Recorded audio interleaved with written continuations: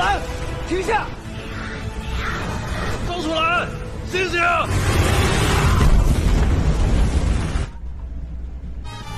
宝儿姐，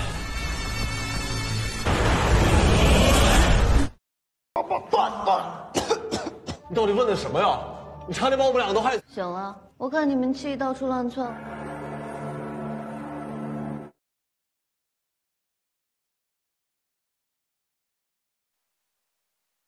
Setelah berhasil selamat dari dunia dalam, Sulan dan Bao-Bao lantas bergegas pulang karena tugas mereka dengan Wang Ye sudah selesai. Namun di pertengahan jalan tiba-tiba ada nomor yang tak dikenal menelponnya dan meminta Sulan untuk segera datang ke sebuah tempat untuk menemuinya. Sulan yang tidak menaruh curiga sedikit pun lantas pergi ke tempat tersebut untuk mencari tahu. Dan ketika sampai di sana ternyata orang yang meminta bertemu dengannya adalah Lu Liang.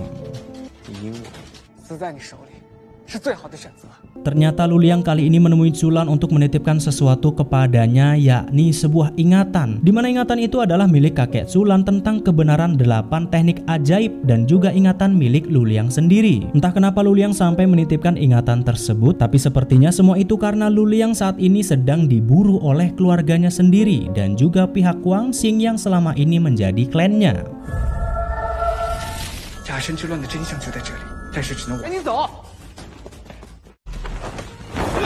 你以为这样就能逃得掉吗？别打了！ Setelah tertangkap, Lu Liang lantas disiksa dicambuk oleh kakaknya sendiri, yakni Lu Gong dan kakeknya Master Lu. Ternyata alasan Lu Liang ditangkap karena dahulu ia telah mengkhianati keluarganya setelah dituduh membunuh adiknya sendiri yang bernama Xiao Huan. Bukan hanya itu, Master Lu juga menginginkan informasi soal 8 teknik ajaib yang ada padanya. Namun saat ditanya perihal rahasia 8 teknik itu, Lu Liang lantas membocorkan salah satu teknik ajaib yang berhubungan dengan teknik penerawang jiwa keluarga mereka, yakni teknik sepasang tangan.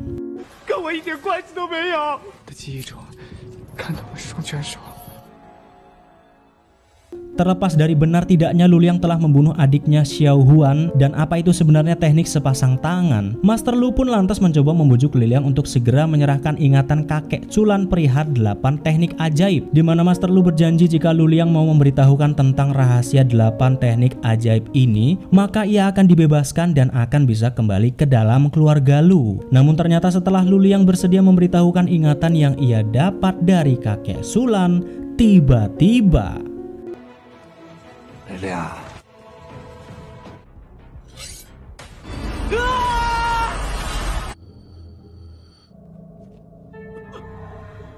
Sementara itu di perusahaan paket ekspres ternyata sedang mengalami gangguan atau error sistem yang menyebabkan banyak sekali paket salah antar tidak sesuai dengan tujuan. Ternyata setelah dicek, rupa-rupanya gangguan itu disebabkan oleh orang-orang Quan Xing yang mencoba membobol database mereka untuk mencari tahu perihal 8 teknik ajaib. Karena bingung harus mencari tahu siapakah orang Quan Xing yang mencoba mencuri data-data mereka, Sulan lantas bertanya kepada salah satu asisten perusahaan paket ekspres yang bernama Gao Erzuang. Dia bukan manusia, melainkan sistem yang selama ini mengelola data-data perusahaan dan hanya bisa dilihat dengan menggunakan kacamata milik Susan.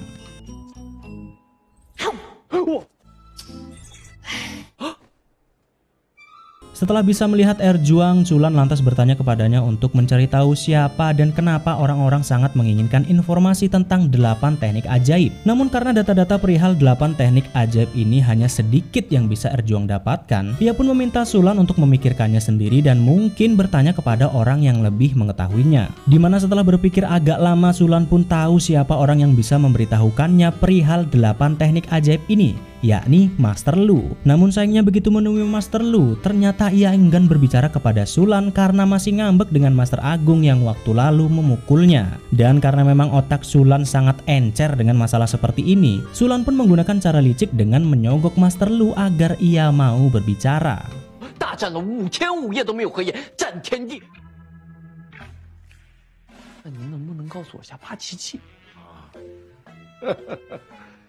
Setelah berhasil disogok, Master Lu pun menceritakan asal muasal dari 8 teknik ajaib, yang mana 8 teknik ajaib ini diciptakan oleh 9 orang dari 36 pencuri yang berhasil selamat. termasuk kakek Culan. Namun sampai saat ini tidak diketahui bagaimana mereka bisa menciptakan 8 teknik ajaib, karena sejatinya untuk menciptakan teknik ajaib mereka membutuhkan waktu setidaknya 100 tahun untuk membuatnya sempurna. Namun ke-9 orang ini bisa menciptakan dan menyempurnakannya hanya dalam kurun waktu 1 malam. Dan walaupun mereka ada 9 orang, tetapi 1 orang di antaranya diketahui tidak bisa memikirkan teknik ajaib apa yang akan ia ciptakan. Orang tersebut bernama Wu Genshang. Namun walaupun gagal menciptakan teknik ajaib, ternyata diketahui kalau Wu Genshang ini sangatlah hebat, bahkan kekuatannya sebanding dengan 8 teknik ajaib, yang mana ternyata Wu Genshang dahulunya adalah ketua dari klan Guanxing yang disebut Sang Iblis.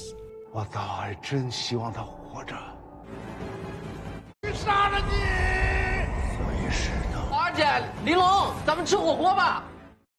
Karena masih heran kenapa dan di mana ke-9 orang ini menciptakan teknik ajaib, Sulan pun kembali bertanya kepada Master Lu apakah mungkin ada tempat khusus yang mereka gunakan untuk menciptakan teknik ajaib ini hanya dengan 1 malam. Dan ternyata benar menurut rumor bahwa ke-9 orang ini dulunya menciptakan 8 teknik di sebuah tempat yang tidak diketahui letaknya, dan tempat itu disebut Gua 24 Musim. Ucapan ini persis dengan yang dikatakan oleh Gongxing sebelum ia tewas di tangan Master Gung. Bahkan rumornya tempat ini bisa memberikan kekuatan yang amat dahsyat, sampai-sampai bisa menghidupkan kembali orang yang sudah mati. Dan mendengar ucapan itu dari Master Lu, Sulan pun jadi menduga kalau bau-bau sebenarnya berasal dari Gua 24 Musim ini. 24节骨能逆天改命，让人这一定是封天阳为了保命。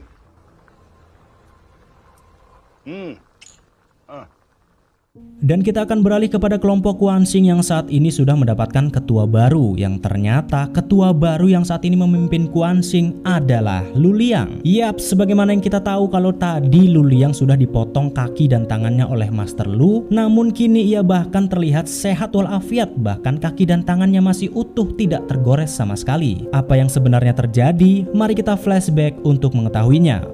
想不想和我一起？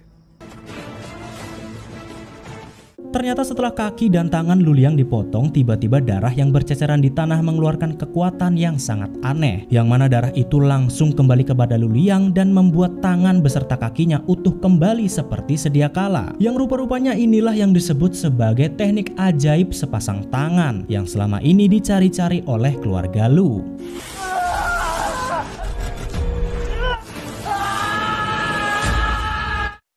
Dan untuk lebih jelas tentang apa itu teknik ajaib sepasang tangan, kita akan mundur jauh saat Lu Liang masih umur 9 tahun dengan adiknya Xiaohuan yang selama ini dituduh kalau Lu Liang lah yang telah membunuhnya. Dan semua cerita teknik sepasang tangan berawal dari sini. Saat itu adiknya Xiaohuan saat mereka pulang sekolah memberitahukan satu teknik penerawangan jiwa yang tidak diketahui oleh keluarga Lu. Dimana kalau keluarga Lu selama ini hanya bisa mengambil dan mengembalikan ingatan seseorang dengan kekuatan penerawang jiwa, Xiaohuan sebagai keluarga terkecil ternyata mampu menciptakan teknik baru, yakni menghapus ingatan seseorang dan membuat ingatan yang baru sesuka hatinya. Karena heran, Lu Liang pun bertanya perihal dari mana ia belajar teknik tersebut. Xiaohuan hanya mengatakan kalau teknik itu ia pelajari dari seorang nenek. 又不是吕家才有冥河术了，那怎么办？老婆婆。 Ternyata nenek yang Xiaohuan bicarakan bernama Duan Muying. Dia adalah salah satu dari ke-9 orang pencuri yang berhasil menciptakan 8 teknik ajaib. Dan teknik ajaib sepasang tangan dialah yang menciptakannya. Namun setelah berhasil menciptakan teknik tersebut, entah bagaimana caranya, Duan Muying berhasil ditangkap oleh keluarga Lu dan menyekapnya di sana selama 80 tahun. Dan alasan dia ditangkap tidak lain dan tidak bukan adalah untuk memaksanya menyerahkan teknik sepasang tangan. Namun karena Duan Muying tidak sudi menyerahkan teknik ajaibnya itu begitu saja, maka keluarganya pun hanya bisa mendapatkan setengah kekuatan tersebut, yakni yang sekarang menjadi ciri khas keluarga mereka, yaitu teknik penerawangan jiwa. 不能让你死。双拳手的事，你是一个字也不说。我是永远不会告诉你的。Namun karena tidak puas dengan hanya setengah kekuatan teknik dari sepasang tangan, Master Lu terus memasungnya di dalam gua sembari terus menyedot darah Duan Muying setiap kali ada anggota baru yang lahir. Semua itu dilakukan Master Lu karena ia telah meneliti kalau kekuatan sepasang tangan seharusnya berasal dari darahnya. Namun tetap saja setelah 5 generasi tidak ada satupun dari keluarga Master Lu yang menguasai teknik ajaib sepasang tangan. Dan hingga suatu ketika saat Xiao Han yang terlalu sering berkunjung ke tempat Duan Muying dikurung tanpa ada yang mengetahuinya, Duan Muying pun memutuskan untuk memindahkan jiwanya ke dalam tubuh Xiao Han agar ia bisa bebas dari gua yang selama ini mengekangnya.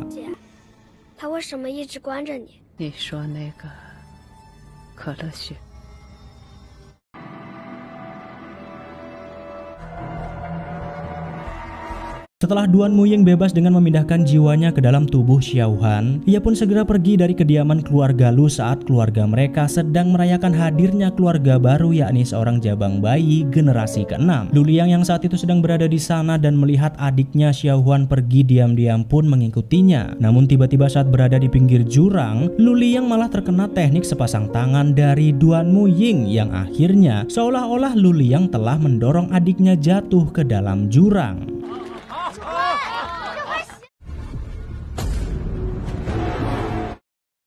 Setelah mengetahui tentang asal-usul teknik ajaib sepasang tangan, kita akan kembali dengan Zhang Xulan yang sedang memata-matai Lu Liang yang saat itu datang menyerang anggota Quan Xing yang tersisa. Karena tidak bisa membiarkan Lu Liang bertindak lebih jauh, Xulan lantas menghampiri Lu Liang dan menanyakan alasannya. Ternyata selama ini Lu Liang masuk ke dalam klan Quan Xing selain kabur dari keluarganya. Ia juga berusaha terus mencari kebenaran tentang keberadaan Duan Muying yang telah membawa tubuh adiknya Xiao Huan dan membuatnya difitnah telah membunuh adiknya sendiri. Dan karena waktu lalu Xulan diberi 2 ingatan oleh Lu Liang untuk Xulan ketahui. Akhirnya Lu Liang pun membuka ingatan itu dan memberitahukan kalau kakeknya dahulu menciptakan 8 teknik ajaib itu bersama Duan Muying. Yang mana teknik sepasang tangan yang diciptakan oleh Duan Muying adalah kekuatan yang bisa menghapus dan memberikan ingatan kepada siapapun dan juga membuatnya abadi karena bisa menumbuhkan kembali organ tubuh yang telah terpotong. Dimana setelah mendengar penjelasan tersebut, Xulan pun akhirnya menyadari kalau ingatan Bao-Bao mungkin saja Duan Muying lah yang telah menghapusnya.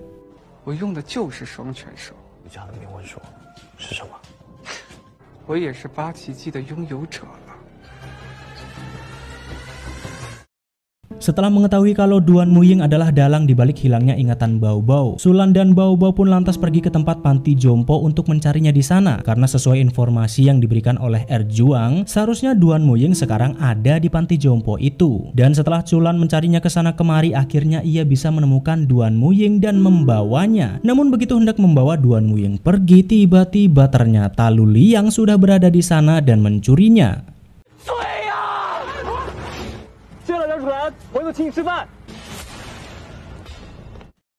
Setelah berhasil mencuri Duan Muying, Lu Liang lantas mencoba menerawang jiwanya untuk mencari tahu keberadaan adiknya Xiao Huan. Namun setelah dicoba berkali-kali ternyata ia tidak bisa menemukan keberadaan adiknya karena tubuh Duan Muying yang sudah kosong dan hanya tinggal 1 ingatan yang tersisa dari Xiao Huan.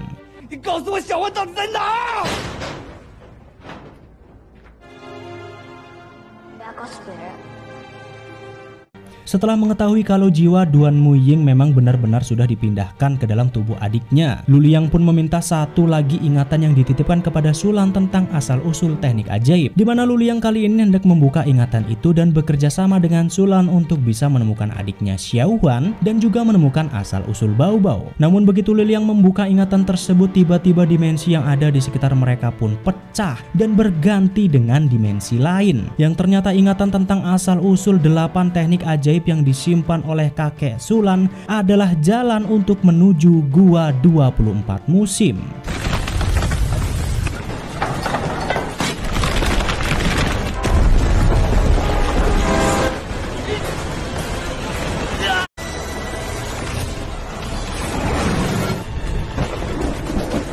Setelah jalan menuju Gua 24 Musim terbuka, ternyata kereta api yang selama ini ada di dunia dalam milik Wang Ye adalah kereta api menuju gua tersebut, yang mana dahulu perang Jiangxin dimulai dari kereta ini. Bahkan di dalam kereta itu mereka masih bisa melihat ingatan yang jelas dari ke-36 pencuri yang bergabung ke dalam klan Quan Xing, termasuk kakek Xulan.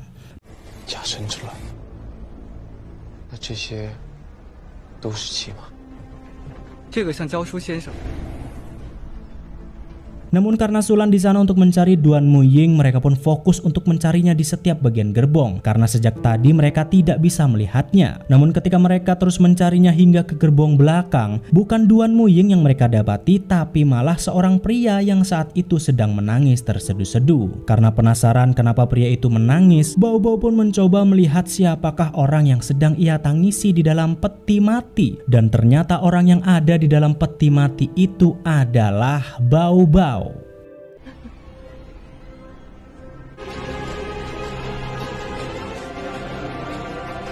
世界上长得像的人很多。蔡九松哦。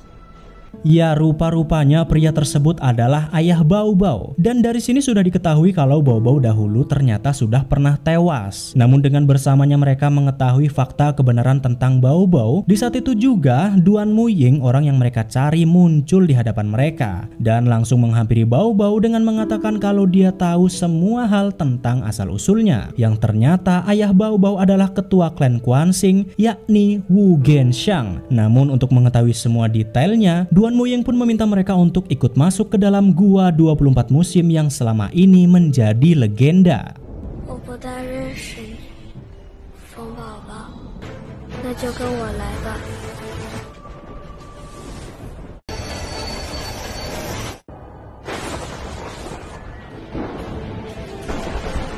Setelah masuk ke dalam gua 24 musim, mereka pun langsung melihat kalau di sana terdapat patung Bao Bao yang terlihat sedang tersenyum. Patung itu diukir oleh ayahnya Wu Genshang sebagai bentuk rasa sayangnya kepada putrinya. Dan di gua inilah dahulu mereka ke-9 orang termasuk kakek Sulan menciptakan 8 teknik ajaib. Duan Muying pun menceritakan kalau dahulu Bao Bao memang pernah tewas dan dihidupkan kembali. Yang mana cara untuk menghidupkan Bao Bao adalah dengan mengumpulkan 8 teknik ajaib di wilayah khusus di gua tersebut agar bisa berhasil. Namun saat Bao Bao sudah bangun, ternyata Bao Bao tidak mempunyai ingatan sama sekali. Semua itu karena Duan Muying lah yang seharusnya bertugas untuk membangunkan ingatannya. Namun karena ia ditangkap oleh keluarga Lu dan dipenjara selama 80 tahun, maka dari itu Duan Muying tidak bisa hadir saat hari kebangkitan Bao Bao.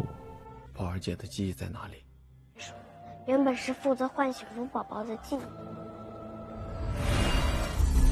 宝宝，伸手。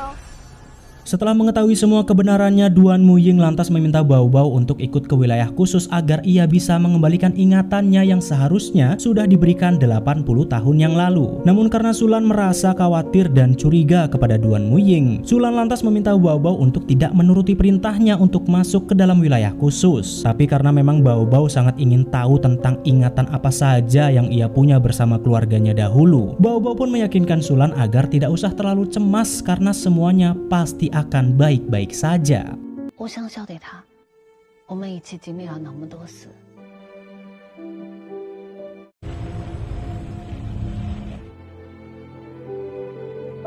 Namun begitu masuk ke dalam wilayah khusus dan Duan Muying memulai ritualnya, ternyata benar apa yang dikatakan Sulan. Duan Muying bukannya mengembalikan ingatan Bao Bao, ia malah hendak menyedot semua kekuatan yang pernah ia berikan kepadanya saat dibangkitkan menggunakan 8 teknik ajaib.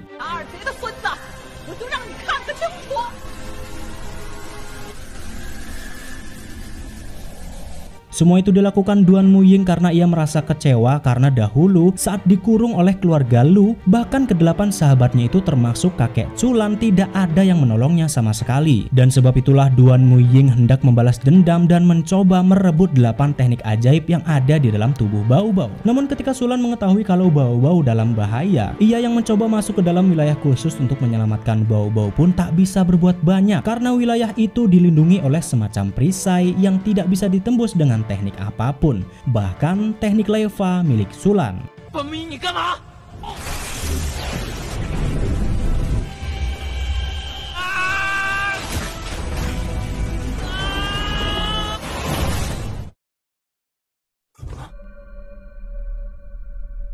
Namun di saat Sulan sudah terkapar dan mengira kalau dirinya sudah tewas, ternyata ia saat itu sedang berada di alam bawah sadar akibat tenaganya yang sudah terkuras. Dan saat Sulan sedang berada di sana, tiba-tiba disinilah kekuatan sejatinya akhirnya bangkit setelah sekian lama, yakni teknik aliran energi yang diwariskan oleh kakeknya. Yang ternyata teknik aliran energi ini adalah teknik yang bisa meminjam atau memakai energi dari orang lain, bahkan energi yang ada di seluruh alam semesta. Yang berarti bisa disimpulkan kalau teknik aliran energi ini tidak mempunyai batas alias unlimited.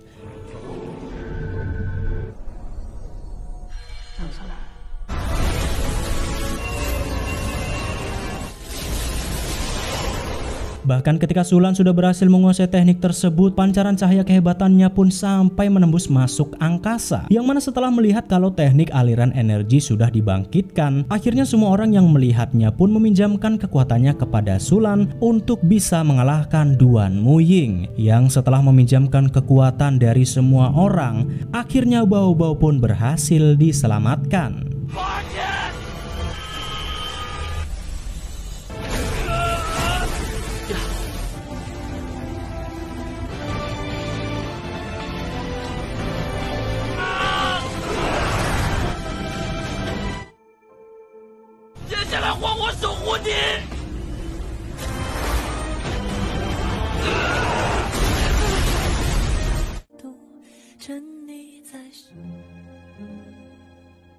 Setelah berhasil menyelamatkan Bao Bao, Sulan yang hari itu terbangun pun dikagetkan karena dirinya yang tidak bisa berbicara dengan Susan dan Susi. Mengira kalau dirinya sudah tewas, ternyata ia hanya sedang dikerjai oleh mereka. Namun ketika Sulan senang mengetahui kalau dirinya belumlah tewas, ia dikagetkan dengan Bao Bao yang saat itu ada di hadapannya. Namun lupa alias tidak ingat sama sekali kepada Sulan.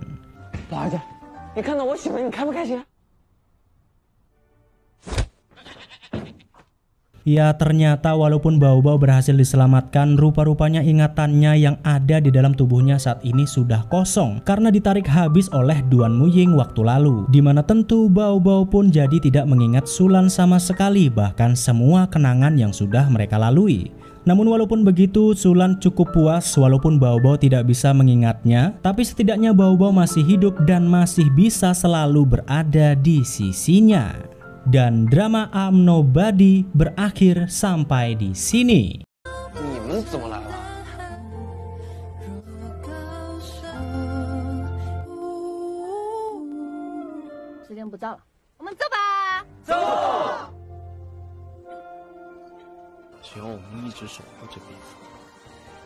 Itulah dia drama I'm Nobody full 27 episode.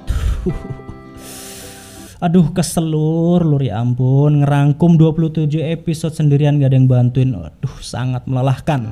Tapi ya alhamdulillah, terima kasih karena kalian masih stay mantengin episode ini sampai akhir. Jadi ya lelahku pun terbayarkan. Dan mungkin sampai di sini aja rangkuman kita kali ini. Untuk kalian yang mau nonton fullnya, silahkan nonton di situs resminya ya. Soalnya yang namanya rangkuman ya cuman spoiler lur, nggak mungkin bisa full.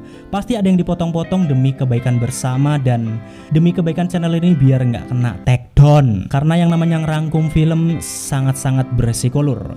Ya wes, segitu aja lah ya. Jangan lupa subrek, like dan komennya. Kalau ada request film juga bisa tinggal tulis aja di kolom komentar. Sekarang aku tak rebahan dulu, ku selepol soalnya ya wes lah, arigatou gozaimasu. Tak, sampai jumpa di alur film selanjutnya dan ciao.